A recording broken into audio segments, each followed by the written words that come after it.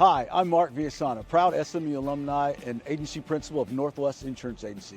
Give me a call if you'd like to discuss your insurance or if you just want to discuss SMU football. My phone number is 214-352-5656, or you can email me at info@nwagencies.com.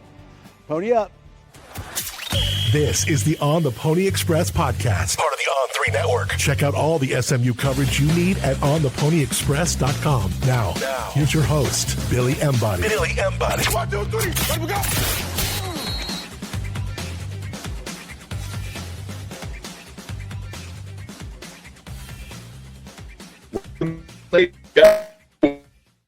Up on the Billy Embody. Thanks for joining us. Recruiting on this podcast. Of course, it never stops these days. Under Armour Dallas just was in town, or in Malone, Texas, if you consider that DFW. But we'll talk a lot about that, some of the takeaways from, including multiple four-star prospects, visits to SMU. You hear that a lot over the coming months when we talk recruiting. To sign up for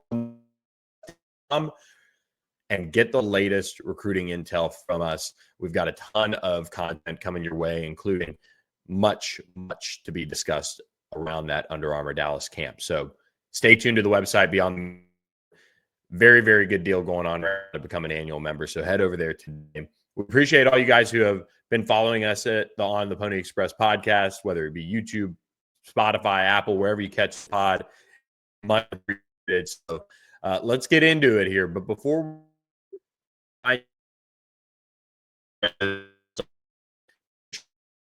on the Pony Express, when heading up 7 by a pre-owned or new vehicle from the Thomas Auto Group, and that'll get you employee pricing at their stores, whether Ford, Subaru, or Volkswagen. So appreciate their support of us. Look, let's start Melissa, Texas. It was 30 degrees out there, and even that cold weather was seeping into the beautiful indoor there that Melissa has built. And it was by far the coldest Under Armour Dallas camp that I've been a part of.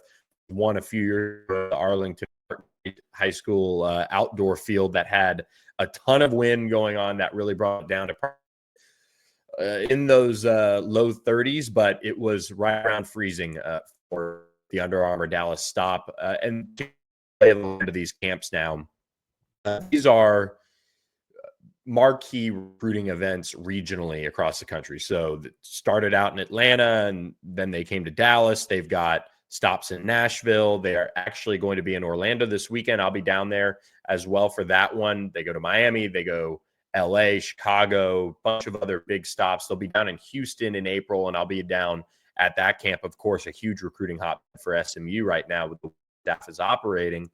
And it's a good opportunity for us to get out and evaluate prospects and also talk with them, get a little FaceTime before their spring and summers really heat up on the recruiting trail. And of course, now it seems like some of these guys we've been talking about on this podcast and I've been talking to for a while, the coaching staff has been talking to for a while, are entering that time of their recruitment where they're starting to trim their lists. They're starting to set official visits, but it's also that key moment for the staff where they get those final evaluation pieces because yes, basically evaluations, they're always ongoing, but once you take a kid this summer, you're pretty much locked in. You can kind of cool and maybe part ways. And we've seen that here and there from an evaluation standpoint, but most of the time, this is your final piece of evaluation along with the spring football practices before you could be, locked in with these prospects. So it's a big deal. They're all working towards those Under Armour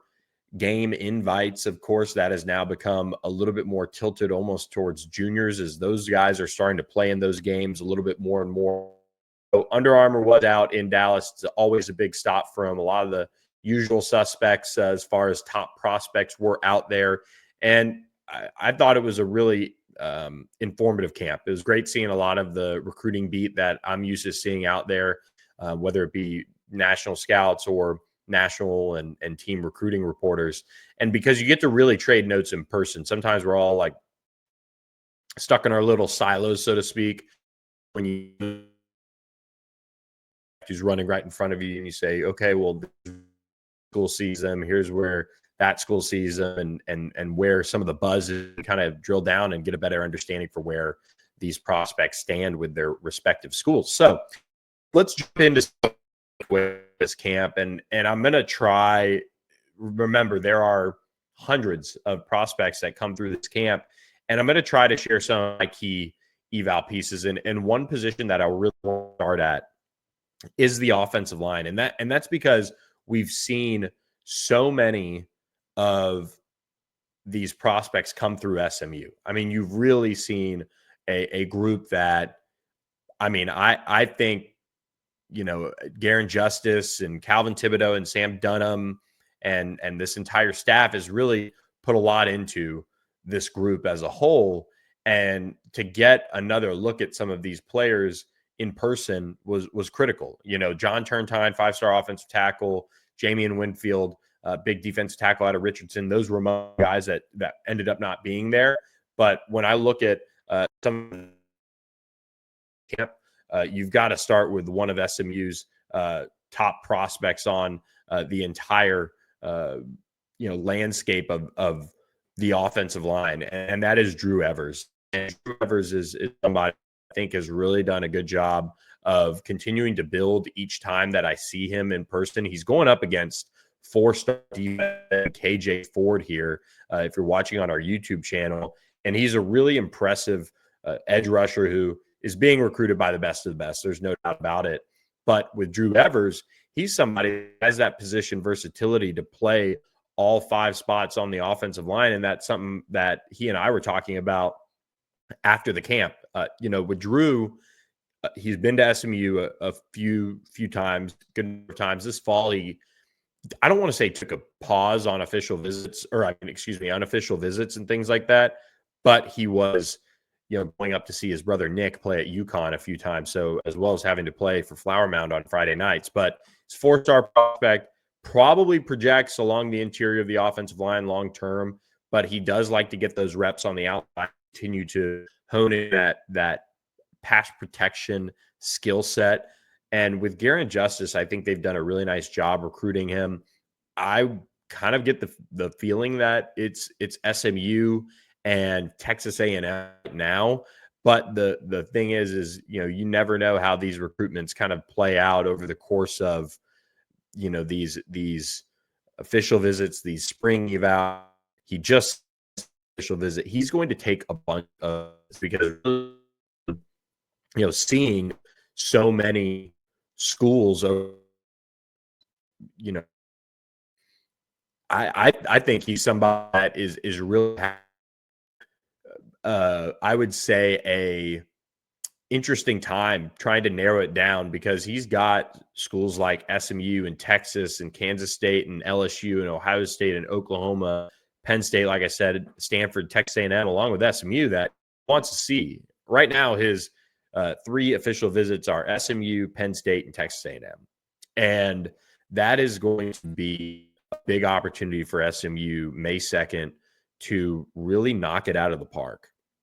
And if they do that, that tees them up well going into the summer. What SMU will have to weather is these other official visits, which, somebody had a great question on the board about, official visits. You always wanted the last one back in the day. You wanted to have that last official visit that ended on Sunday before National Signing Day. And I believe even the rule back then was that, programs could then go in home that night. And I think they since changed it to a quiet period so that college coaches can't hang out outside of a prospect when he gets home from that final official visit, and then get one last FaceTime with them. And back then, FaceTime, of course, meant something else. But with recruiting the way it is, when you couple NIL and pitches and timing of visits and trying to get those official visits set in general, that's where I think we've seen a little bit of a change. Right now, one of my, I would say, not signs, but signs that I certainly watch is who gets the official visits locked in quickly and first. And there's caveats to that. You know, SMU, we'll talk about this in a little bit, but Javian Osborne, a 4-star running back, just said in SMU. And I believe, you know, Texas has locked in. And of course, they're kind of the favorite with Michigan, but then you get a Miami one thrown in there. But for SMU to be one of his 4 official visits that I believe he has on the books publicly, I mean, you would say, okay, SMU is much more in that one, but you know, they're going to take their swing. I think, you know, it's one that they're really going to have to knock out of the park to make a move with. Whereas with Drew, you have a guy who has been on campus multiple times. He has set an SMU official visit right there alongside Texas A&M as his first official visit, then schedules Penn State. So then you're looking at him and you're saying, okay, that backs up where he's been at as a prospect with SMU for quite some time. That gives you a little bit more of a, okay, things are in truly a good spot. And there's some recruiting intel that I'll drop it on the ponyexpress.com as well. That'll kind of shed a little bit more light on it. And trust me, with the Dallas camp, it's almost like you get paralyzed with recruiting intel because there are so many SMU targets that are there. I'm sure it's like that for, you know, Georgia beat writers with Atlanta and other programs. You try to get out all this recruiting intel and you're like, oh, wait, I've got 25 interviews to roll through. So bear with me, but I want to hit some of the main takeaways with that recruiting intel piece. And there's a guy in there that'll be included where you're saying, okay, really interesting here because this doesn't back up what I'm thinking with the prospect. Like his visits won't necessarily back up. Now he's got reasons, but it's just always interesting to see how that pans out. And you know, that'll certainly be something to recruiting intel piece. Anyway, trying not to get off on a tangent, but with Drew Evers, I really like the fact that he gets out and competes. And he also doesn't necessarily, and that's a sign of somebody who's trying to take care of his body. He's also, you know, been through this recruiting process, having watched his older brother. So for him to come out and compete, I thought that was like that. I do think he's better suited along the interior, which I think SMU is recruiting him there as well. But really sitting in a nice spot for Drew Evers, and he was one of the better offensive linemen I felt like there as a whole. So we'll keep it on the offensive line and go to a guy who's been around SMU plenty of times as well, and that's Zayden. And out of Prosper High School, one that SMU is certainly a good spot for. The thing with Zayden, he's about to go. And if somebody's going to turn the tide, because talking with different sources around this camp, you kind of are trying to figure out where Texas stands. They've got an official visit set, but you know, Texas is also going heavily out of state for a lot of these offensive linemen. They've done a good job developing guys as well that they've brought in. You know, Kelvin Banks, what they've been able to do with him. Obviously, he was a blue chip 5-star, but that stands out. Whereas Zayden Crimpin, one of the things he told me is that he wants to get back to SMU in the spring and see more work with Garen Justice, see how he's developing those offensive linemen. And I'll add that while Zayden says that, you know, there's certainly people in his camp that are right there seeing what Garen Justice has done with offensive linemen, seeing how he's had to shuffle the offensive line for 2024 and work it into a group that was able to help Rashard Smith do what he did, was able to give Kevin Jennings enough times, at times, of course, to do what he can do best, which is, you know, make plays. And so there is that development piece, but Garen Justice at SMU doesn't necessarily have right now somebody that he can hang his hat on and say, that is my guy that I recruited and that I was able to put into the NFL or get him into a camp or make him an all-conference guy, at least at SMU. And Garen Justice has a very long track record, why you're seeing them be able to go a little bit more national at SMU right now and win out on a guy like, you know, Dramont Odoms, of course, in state, but also a guy like Abel Hope, who turned down Cal, and you see some of these other guys from across the country that are drawn to him. And that's because he has done a really nice job overall as an offensive line coach. And he has plenty of people that will vouch for him on that. And Zayden will get back around SMU. And I think the thing to keep an eye on with Zayden is how do teams pitch him? Because Zayden Crimpin is somebody that when I look at his body, I feel like he can pack on a bunch of weight, add mass, and end up along the interior. Right now, he's been doing a lot of tackle work in camps, and I think he held his own. I think there's also a little bit of that right now is maybe where he can do best in camps.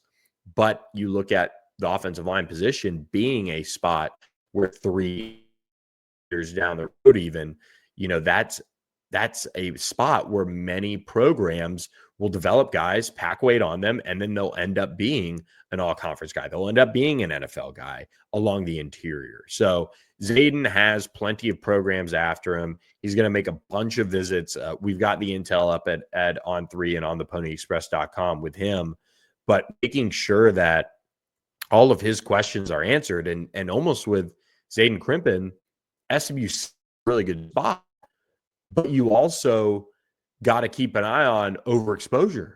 And it's one of those weird things. You don't want to say, no, don't come. But he's been to SMU a bunch. He got it. But when it gets down to this key time, this key moment, it's going to be interesting to see.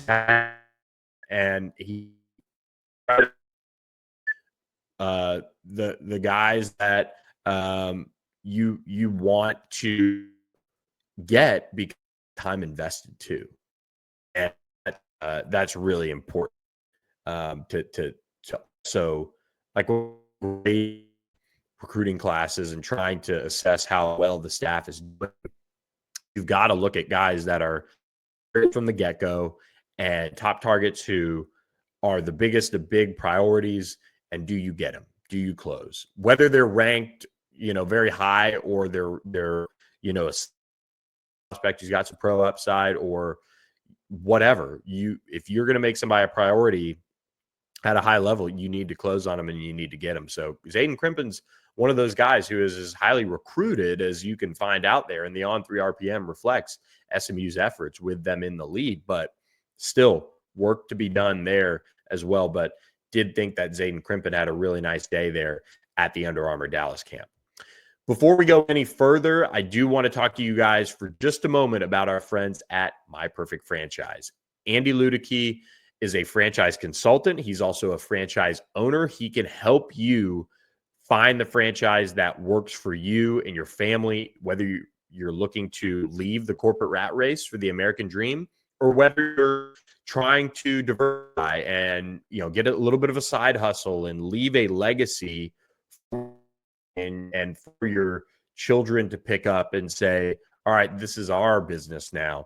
Andy is completely free to talk to, or 97901, or email him, Andy, ANDY, at myperfectfranchise.net. He'll walk you through the process. He'll walk you through kind of some of the hot franchises that are out there and the companies that are making a lot of sense to get involved with right now. And oh, by the way, if you go down that route and own a franchise, Andy will give money back to SMU's NIL collector.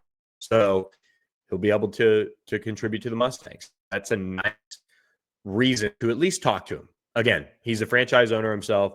He owns multiple businesses, and he's a franchise consultant. So reach out to him at myperfectfranchise.net to learn more today.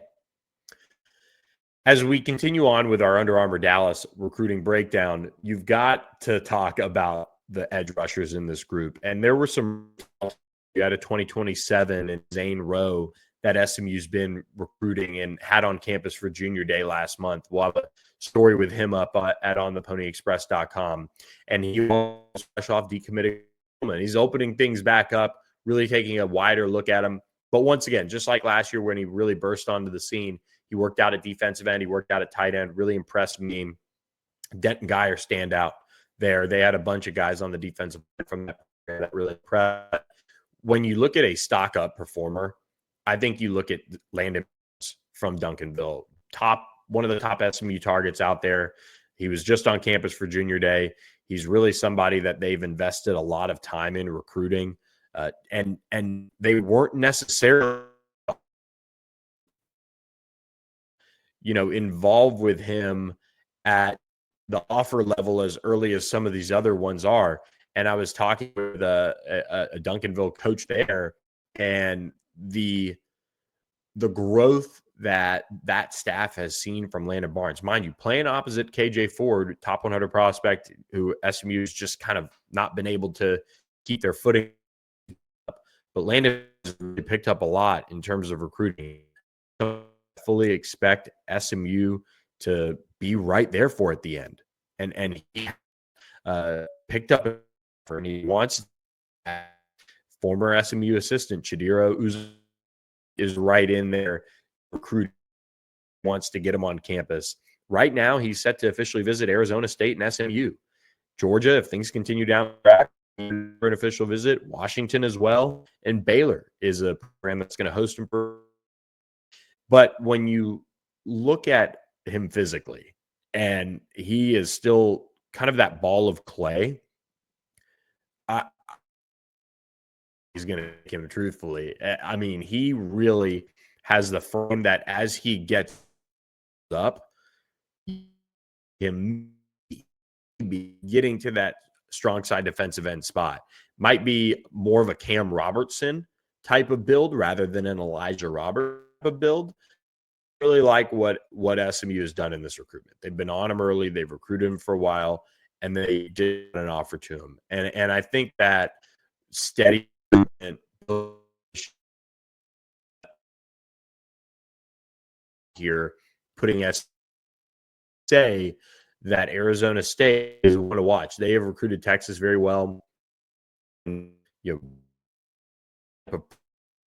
Kenny that he's got in this state, but Landon Barnes is a really impressive prospect who I think is starting to really pick up when it comes to his stock, and programs are really starting to recognize him. Again, they turn on the tape and they're probably watching KJ Ford a little bit, and then you see what Landon Barnes has turned into. He was really kind of a super skinny kid last spring who has really just developed physically, and you could see now so many programs are after him and really starting to make a push for him kind of as the spring begins to unfold here. That's where it'll get very interesting. I think it's one of those things where, and I was about this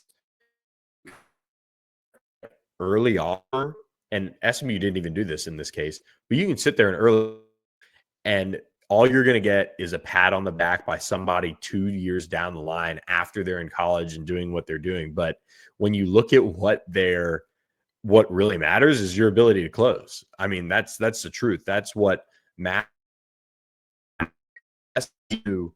That's what they have to do with Landon Barnes. They can't find themselves, and they have some really good, talented edge prospects that they're in on. Hudson Woods comes to mind, and some others. But when you get so far down the line with a player like Landon Barnes, and even though you just offered him recently, you've had him on campus so much that it's like, all right, make the move, get him locked in, and make it happen. And that's really going to be important to do with somebody like Landon Barnes. I think it would be a nice statement. And this isn't slighting Landon Barnes, but Georgia offered, but it'll be interesting to see once the spring and summer comes and goes, who ends up being those top targets for Chidiro Uzodiribe. And for SMU, they're kind of hoping maybe they land some of the big fish in the state of Georgia and keep the Bulldogs away from what they have going on with Landon Barnes right now. But they're making a push. They're right now recruiting him really steadily, going to get him on campus for a spring visit. But I thought he really showed me a little bit of that potential, that high-end potential that you want to see from a prospect in a camp setting like that. So, all right, let's go over to a little bit more of the skill position side of things for SMU in the class of 2026. This is a spot where I thought it was as talented of a group as, they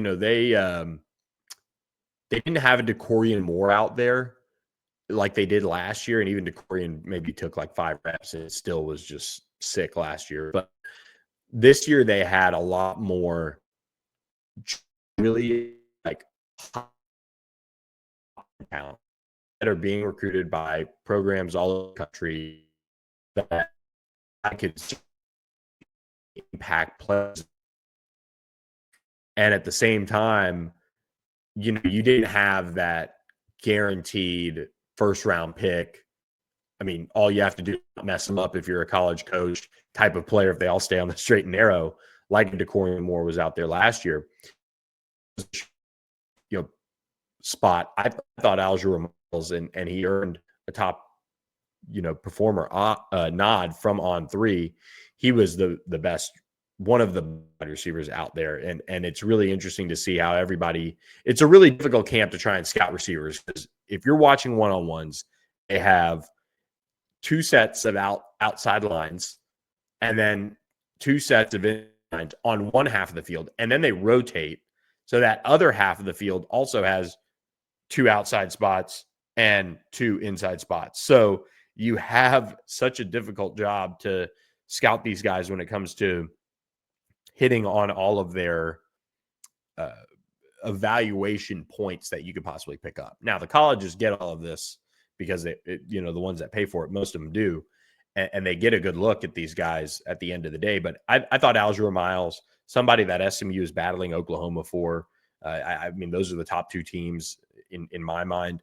I thought he had one of the better days, and it came to fruition as he was named a top performer from the Under Armour camp by On 3. And his big body kind of reminds me of RJ Maryland, but I think I don't know what he landed at size and measurement wise, but he kind of reminds me of that RJ Maryland build where you could see him maybe growing into a big bodied receiver, or excuse me, he already really is a big body receiver, but he could end up being a tight end, a Y. And that's going to be kind of something to watch at the next level. But SMU, and I've said this, they're kind of going after a little bit more of those bigger bodied receivers. They want more size. They want more guys that can be one-on-one ball winners. And I felt like that's what Alger Miles was able to do. He was actually kind of twitchy when it came to getting off the line of scrimmage. And then the catch point is where his strength and ability to attack the ball really makes it difficult on defensive backs. Even a couple of guys with length had some struggles with him. But yeah, there could be some twists and turns to Alger Miles, maybe, but right now SMU sits in a good spot and they're battling Oklahoma. I mean, that's what you want when you evaluate guys in terms of the players you probably want SMU recruiting on paper. Those final groups are really important, and SMU battling OU for Alger Miles is a really big recruiting battle, and one that SMU is pouring a lot of time into. Same can be said for DeQuain Prevost, who is out of Liberty Ilu in Texarkana. He's committed to Arkansas, 4-star wide receiver. And quite frankly, there was Mason James, who's one of the top slot players in the entire country and just a really, really good player out of Norman. He's actually ranked right around by On 3 where Prevost is. Prevost is actually just a little bit ahead of him, and no disrespect to Prevost. But, I mean, Mason James really routed some guys up and made some guys look silly. Prevost did some similar things on the field, was really impressive. And I felt like left the camp kind of feeling like he was a stock riser as well. So there's no, like, you're kind of splitting hairs. But Prevost is somebody that SMU is going to get an official visit from. Arkansas is as well. The Mustangs are making a big push. There's been a resurgence, I feel like, of SMU recruiting East Texas. and trying to make things happen out there. And that's been led in large part by guys like Sam Dunn, Cooper, and a couple others. But, Prevo, Rob Likens, I mean, all over him.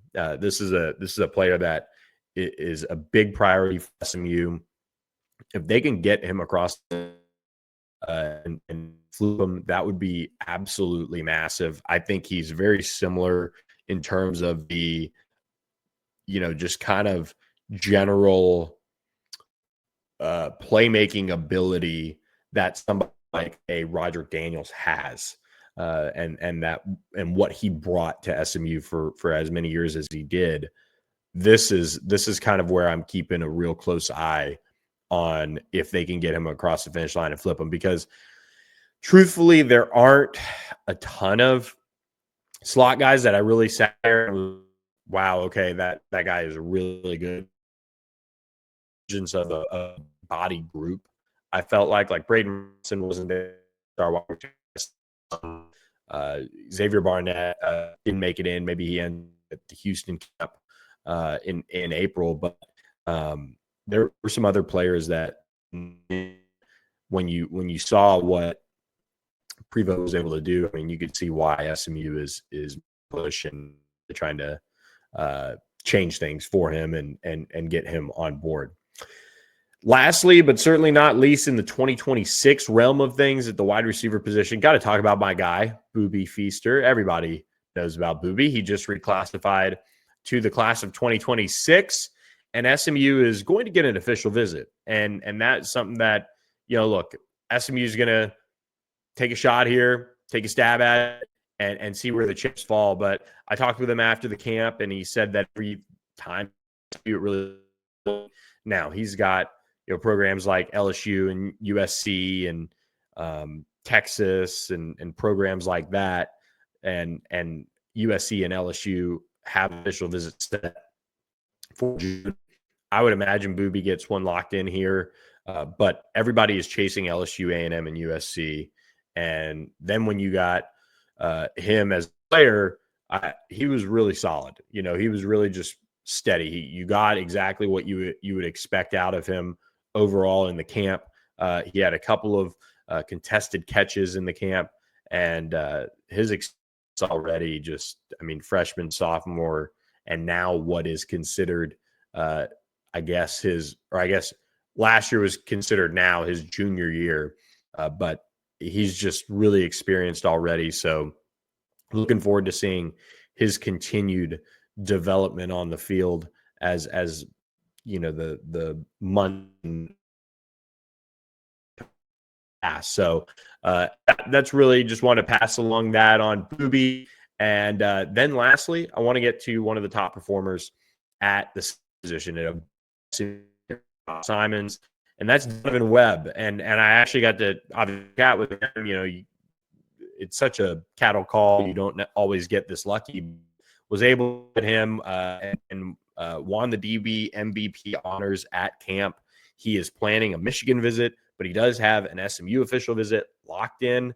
And he's somebody that I think could end up higher ranked than where he is right now. But I actually talked to them, and I said, look, your high school's so young. How important is it for you to kind of lead that development of top end guys coming out of Panther Creek up there in Frisco, right down the street from PGA?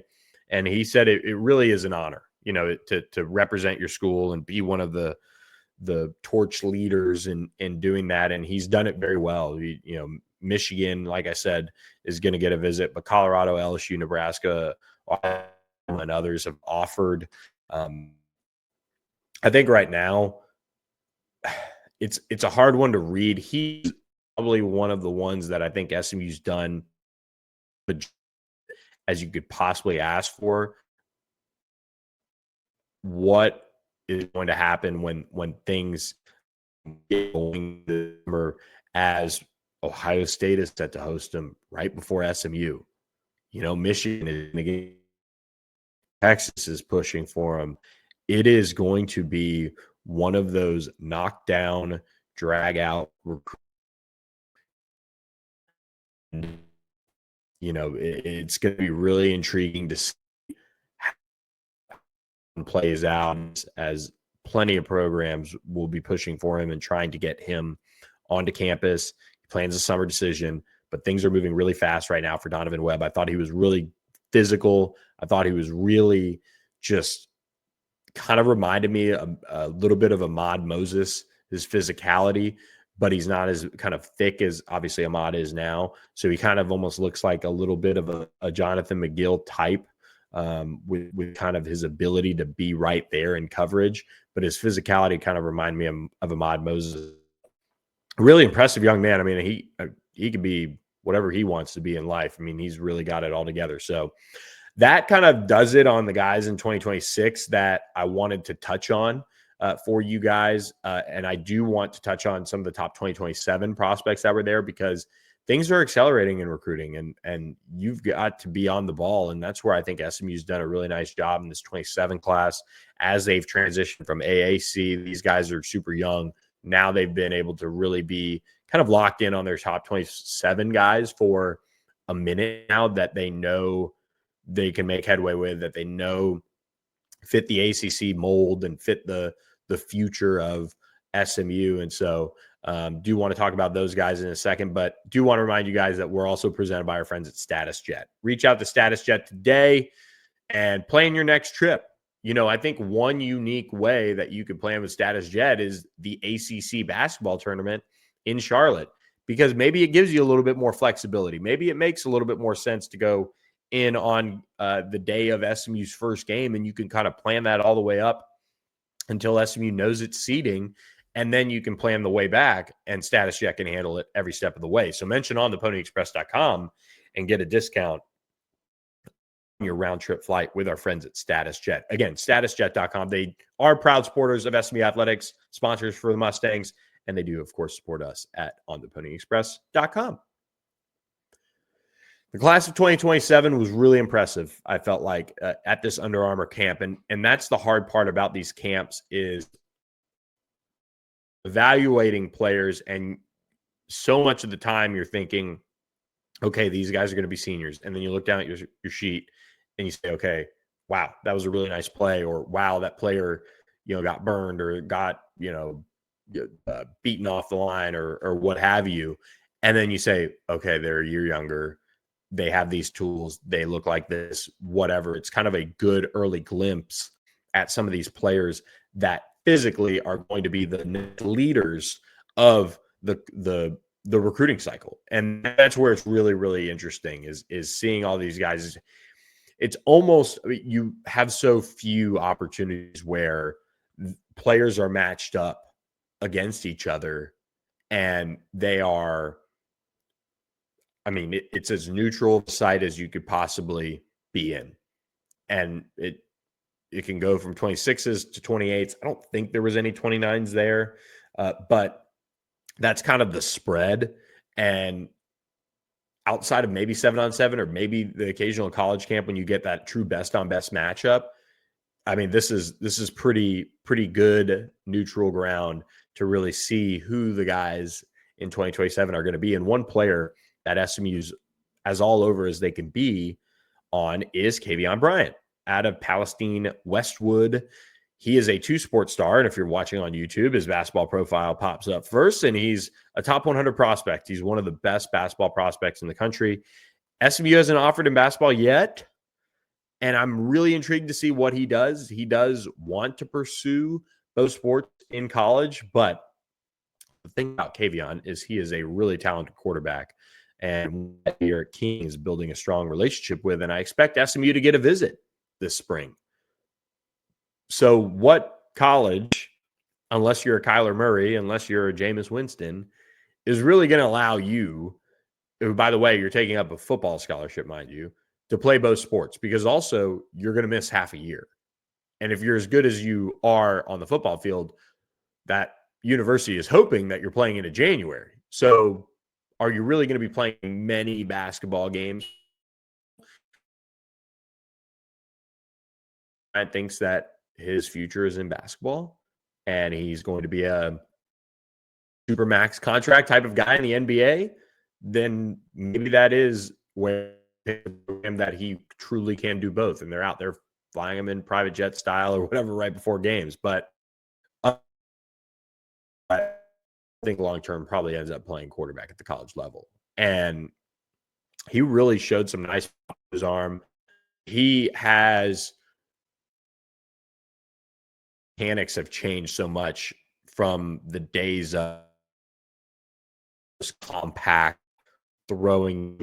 It has to be over the top and all of these beautiful throws and motions that you would expect. Like I remember, obviously, everybody talked about Phillip Rivers and how he kind of looked like he was shot putting the ball coming out of college, but he was able to kind of break that mold as far as untraditional throwing motions in a sense in drafts that included guys like Eli Manning and I forget Ben Roethlisberger, right? So now, though, you fast forward, you see so many guys that can create with their feet and extend plays. Kevin Jennings, for example, and you see some of their arm slots, and that's the trendy word right now is or throwing slot or arm slot.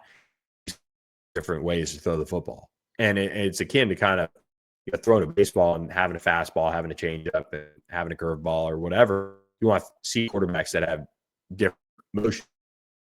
When you do have those motions, you do want to see it relatively clean and flawless. And Kavion Bryant is still working through those things, and that's because he's starring on the basketball court for West. So he is picking up recruiting. His dad was there wearing an SMU sweatshirt, so that can't hurt. His dad was a really important basketball, and I think you're going to see SMU be in this one to the way too early 2027 to say SMU is going to push and push. I think it's Kavion Bryant and De'Aaron King. In terms of his you see that in Kavion. So he had a really good day. Again, he's kind of a quiet kid, still getting with it on recruiting because he has so many things going on the actual field or floor that his recruitment, once basketball season ends, will kind of pick up as far as his priorities and visits and things like that. But he expects to visit SMU. Another player that SMU will host and who was a top performer at the camp, Malachi Ziegler, out of Benton, Louisiana. I saw him a couple of years ago. He was, just a young player coming up, and really, I think, showed how much he's grown up. His arm is really impressive. His consistency has improved, and he's just physically stronger than he was last year. And I'm 99% sure. I know he was at the Under Armour Dallas camp last year. He actually works out with Damian Williams, Dak Prescott's quarterback trainer, up in Salina, and comes over to the DFW area multiple times a month in the offseason to train. And so that's a good selling point if you're SMU. And with these 27s, you can't talk to him that much. You can't call him. You can't contact him. So it's kind of one of those things where, like, Malachi has an SMU visit set. He has many visits set. But, the top schools right now that are reaching out are Baylor and Mississippi State. At some point, the real recruiting is going to start, and it's going to be interesting to see how that plays out. I'm not slighting the job that those two schools are doing. Anytime kids bring up programs and those programs are mentioned first that are top of mind, those are the ones you got to pay attention to. But you're still in this early going of 27s where what they think they know in recruiting might very well change come, I believe, September 1st or August 1st, whenever coaches can really turn up the heat as far as contacting. So really impressive thrower there out of Louisiana was Malachi Ziegler. And one of the prospects that he got to throw the football to was Trent Yancey, 2027 Duncanville prospect, who is the number 17th overall prospect in the country for On3, the number 2 wide receiver in the class of 2027. Physically, I thought he was right behind Aljur Miles as a top performer 4-on-3, a top 5 overall performer, mind you. And he had twitchiness. He also had a what we call rocked up body that stood out to me. Like I thought at first he had to be going into his senior year, and he had to be at that level of his high school career because he was physically so impressive. And so I think that's a player that is going to be super highly recruited, and is going to be one of the top prospects in the area throughout the 2027 cycle. But did want to mention him. He did not look out of place at all when it came to the prospects that were out there. And then lastly, and I know we basically hit on all offensive guys in the class of 2027 here, but I do want to note another 2026 guy that is going to be interesting to watch, see what happens here. I know this is a toss in, and this is not even 2027, but Zion Robinson is really intriguing. And he's a TCU legacy. His dad is a TCU track coach. He was Olympian. I think he might have been a gold medalist. I'll throw out all the accolades or whatever that his dad received. And he is very, very good at what he does, just so people in the comments don't hate me too much if I sell him short. But Zion Robinson, I was the best. He routed up. He looked truthfully. And I remember Bryant coming up out of Midlothian, and he didn't end up, as early as he should have. Zion Robinson had to offer. SMU is right there as far as recruiting him and getting after him. Obviously, he'll visit TCU, SMU, and Baylor, and then we'll see kind of what happens from there. But he is one of the best receivers in the country after that camp. I think that it was made very clear to me that he was really, really impressive. So really liked what I saw.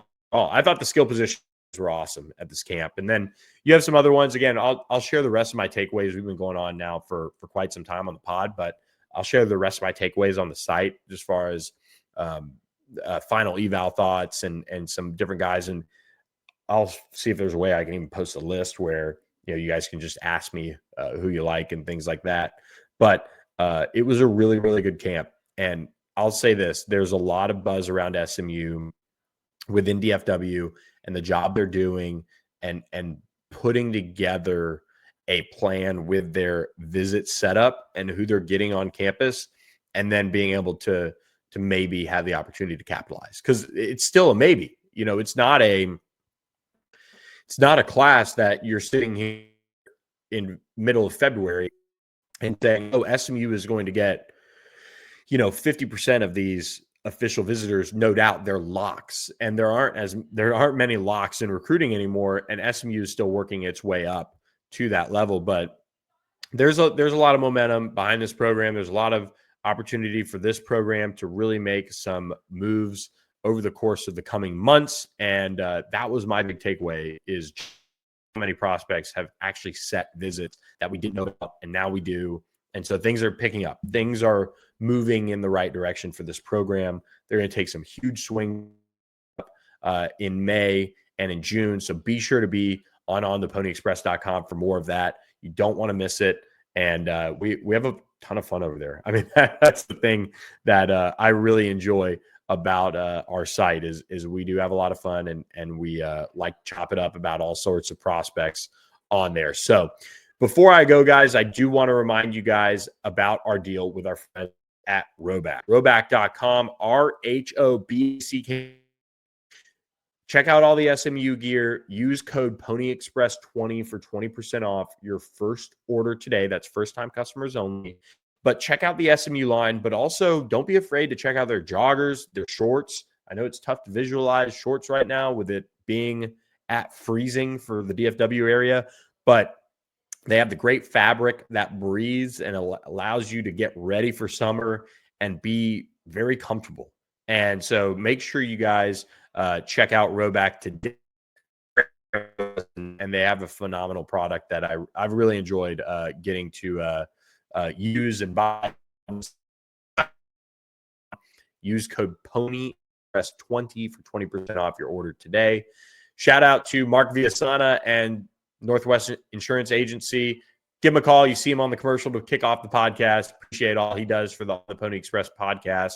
And he's an SMU alum, and he's one that is going to talk some ball with you and also make sure you're covered on insurance as well. So Thomas Auto Group, Status Jet, My Perfect Franchise, the whole crew, the On the Pony Express podcast sponsors. We appreciate you guys and appreciate you guys listeners as well. So hope you guys enjoyed this heavy recruiting edition of the podcast. We'll be back later this week, talk some hoops, talk some SMU football, and more on another edition of the On the Pony Express podcast. Thanks for listening to the On the Pony Express podcast with Billy Embody. Follow us on your socials on X at SMU_on3 and on Instagram at on3SMU. And keep it locked to ontheponyexpress.com for more coverage.